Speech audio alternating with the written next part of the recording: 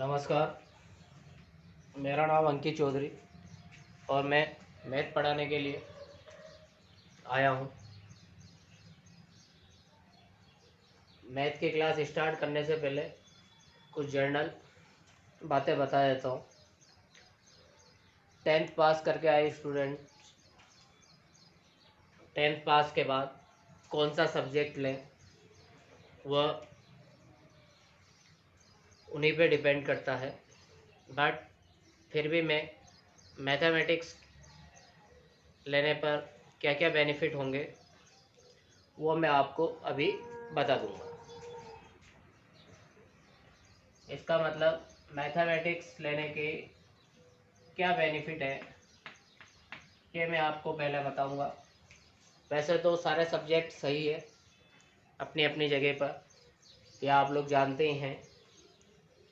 मैं मैथ पढ़ाता हूँ इसलिए मैं मैथ के बारे में बता रहा हूँ। तो मैथ के लिए देखिए, अगर आप 10th के बाद मैथ सब्जेक्ट अगर लिया है किसी भी स्टूडेंट ने,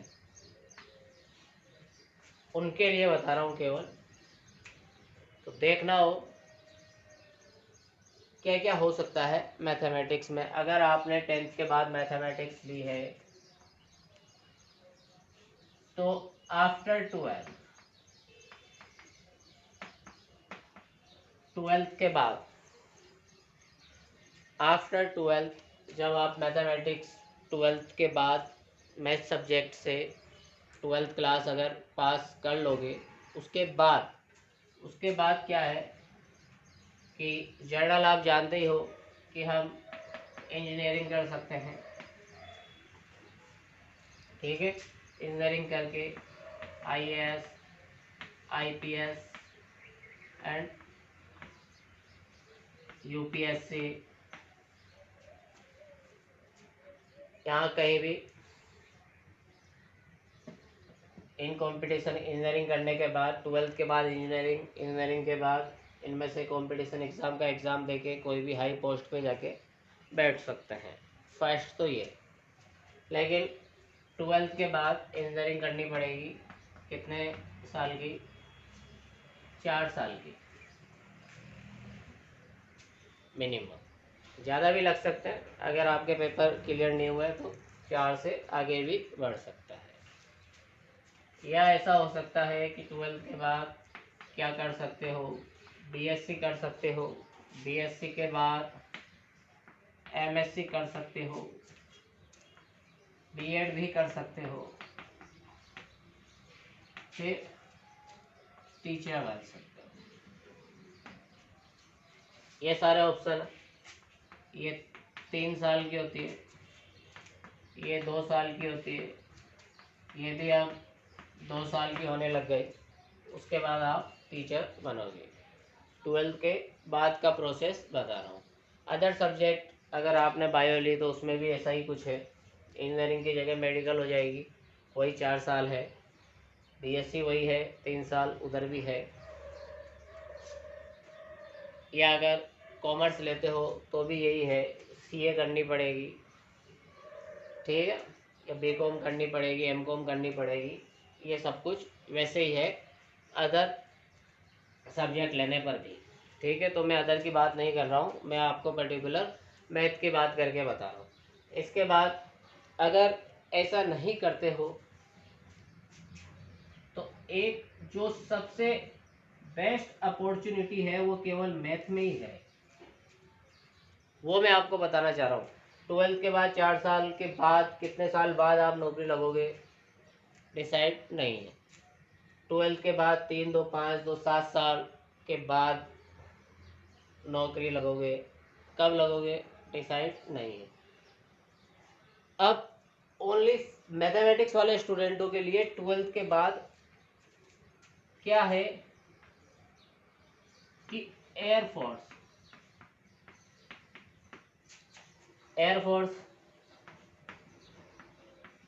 नेवी में वैकेंसी निकलती है।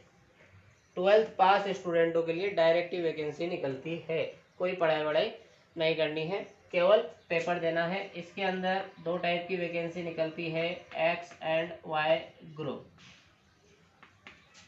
इसमें भी 2 टाइप की निकलती है, AA और SSR। अगर आप मैथ से हो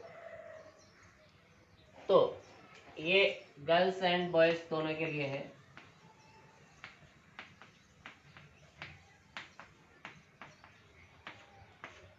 अगर आप 12th पास मैथ से करते हो, उसके बाद एयरफोर्स में एक्स और वाई ग्रुप का पेपर होता है। वो पेपर फाइट करने के बाद डायरेक्टली आपको ऑफिसर पोस्ट मिल जाती है। आगे की पढ़ाई वढ़ाई सब कुछ यहीं पे होगी और पेमेंट भी लगभग 40 से 45 हज़ार के समथिंग होगा।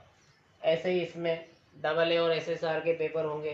डायरेक्टली आप इनके अंदर एंट्री ले सकते हो आफ्टर 12th। ये जो बेनिफिट है, ये बेनिफिट केवल मैथ के लिए ही है, अदर सब्जेक्ट वालों के लिए नहीं है।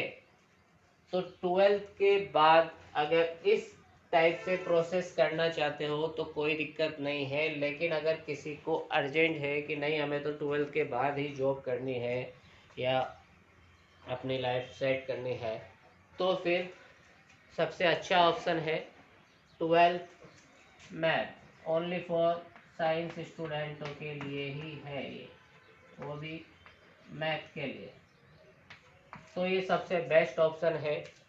इसके अंदर बहुत बच्चे सेलेक्टेड होते हैं। इसकी वैकेंसी हर 6 महीने में आती है, यानी साल में 2 बार मौका मिलेगा इनमें जाने का 12th के बाद। और साथ के साथ आप अपनी BSc और MSc भी चालू रख सकते हो। ये सबसे इम्पोर्टेंट पॉइंट है मैथ लेने वालों के लिए। ठीक है, तो सब्जेक्ट चुनने से पहले एक बार अच्छी तरह ज़रूर सोचें। अपन अब आगे रेगुलर क्लास स्टार्ट करेंगे मैथ की। वो क्लास मैं यूट्यूब के ज़रिए ही आपको के पास पहुंचाऊंगा।